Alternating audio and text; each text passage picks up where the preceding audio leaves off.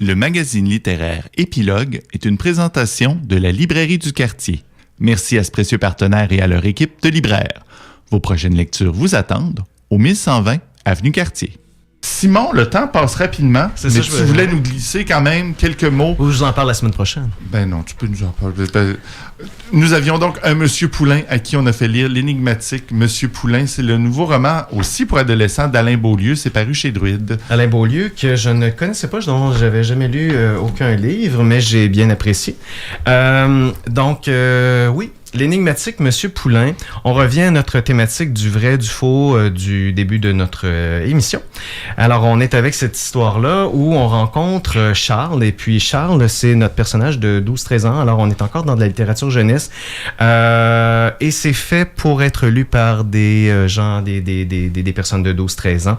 Et je voulais juste un petit peu, la dernière lettre qu'il reçoit, Charles, vers la fin du livre, mais qui dit pas grand-chose, mais juste pour comprendre.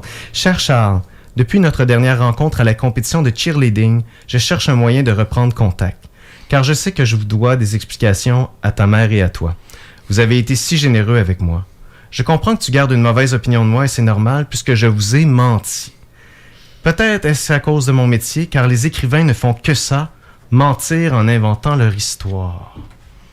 On a d'autres détails. Mais donc, Charles passe souvent devant la maison de Monsieur Poulain, un auteur qui est spécialisé dans les livres pour la littérature jeunesse pour enfants, adolescents. Il le voit fréquemment, mais un jour, il disparaît, Monsieur Poulain, et il comprend pas trop pourquoi. Mais il sait que sa mère l'admire depuis très, très, très longtemps. Et donc, il revient un jour, et puis il est inquiet, il entre dans le garage, il se passe toutes sortes de choses qui est un petit peu difficiles à comprendre, dans le sens que c'est un peu tiré par les cheveux, parce qu'il s'inquiète de M. Poulain. Et lorsqu'il va retrouver M. Poulain, il va l'inviter à sa maison, il va l'héberger avec sa mère, et ils vont apprendre à le connaître, ils vont lui donner plein de soutien parce que ça va mal dans sa vie. On apprend qu'il n'a plus d'argent et qu'il ne peut plus publier. Mais tout d'un coup, il y a des motards qui arrivent. Tout d'un coup, on le retrouve comme étant un scientifique de la NASA. On le retrouve dans différentes situations. Qu'est-ce qui est vrai? Qu'est-ce qui est faux? Et donc, c'est pour ça que je vous ai lu tout de suite la lettre de la fin. Il leur ment tout le long. Et ce qu'on veut savoir en tant que lecteur, c'est, ben voyons, le chapitre d'avant, tout est faux dans le chapitre. Donc, on continue, puis encore, c'est faux. On arrive à la fin. Qu'est-ce qu'on retient de ça? Je vous laisse le lire.